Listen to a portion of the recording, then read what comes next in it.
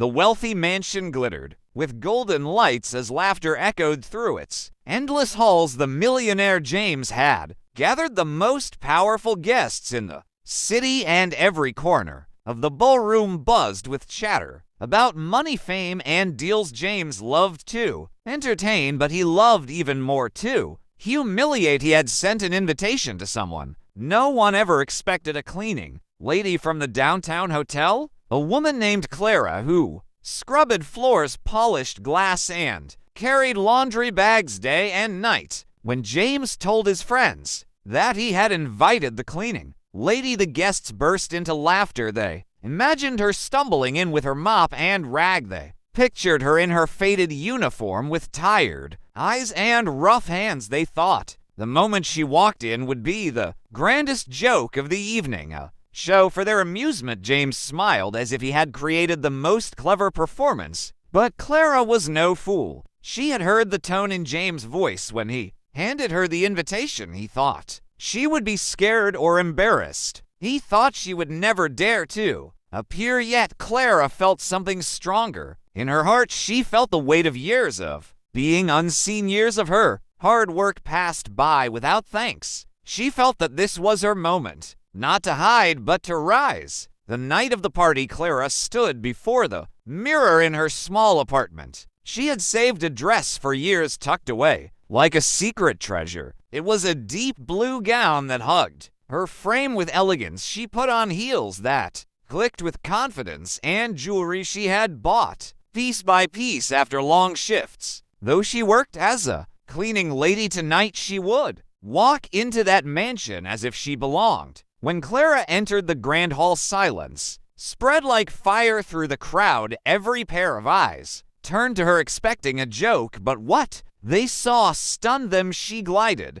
across the marble floor with grace, her head held high like royalty. The chandelier above sparkled against her gown as if it bowed to her arrival. Gasps whispered through the crowd. Was this truly the cleaning lady they had mocked? James stood frozen, his smug grin fading as Clara approached. The friends who had laughed beside him now shifted, uneasily unsure of what to say. Clara's presence burned brighter than the diamonds worn by the richest women in the hall. She carried herself with such poise that no one dared laugh. She smiled gently and greeted the guests as if she were the honored star of the evening. The joke James planned had twisted into something else. The air felt heavier with respect. The crowd leaned toward Clara, drawn by her mystery. The room that was once filled with laughter now brimmed with awe, and Clara was only just beginning.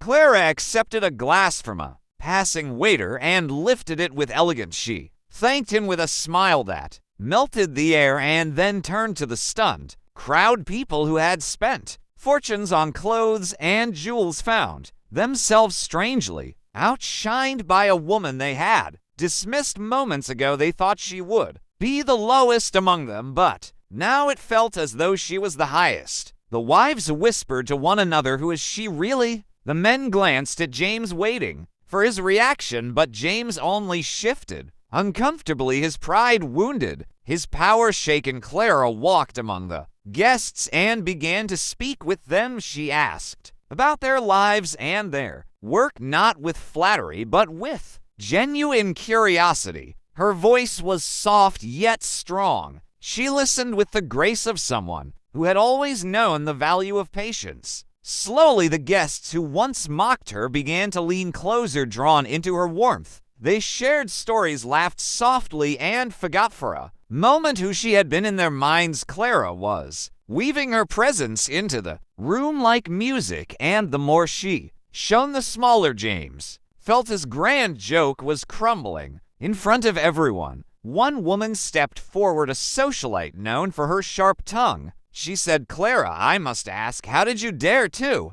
come here after receiving such an invitation?" Clara met her gaze. Without fear, she answered, "I dared because I know my worth. No invitation can take that from me." The room fell silent again. The words struck like thunder. Every guest felt the truth in them. James tried to laugh it off. He said, "Well, we wanted some fun for the evening, But the laugh never came. The guests did not join him. Instead, they looked at Clara with respect, with admiration, even with envy. She had turned a cruel prank into her stage and conquered it with dignity. By the end of the night, Clara was no longer the cleaning lady in there. She was the woman who had walked into a hall of power and left with every heart tilted toward her. Some offered her business cards, some asked if she would attend their future events. A few even confessed that they had judged her unfairly and apologized. Clara accepted with grace but never lost her calm smile. She knew who she was before this night, and she knew who she would remain after. As the final song played, Clara lifted her glass once more. She said to respect, to dignity, to never underestimating anyone. The hall erupted in applause louder than any cheer for James. The millionaire stood aside, invisible in his own party, while Clara shone brighter than the chandelier. And so the woman invited, as a joke, walked out as a queen, leaving behind a room full of people who would never forget the lesson she carried.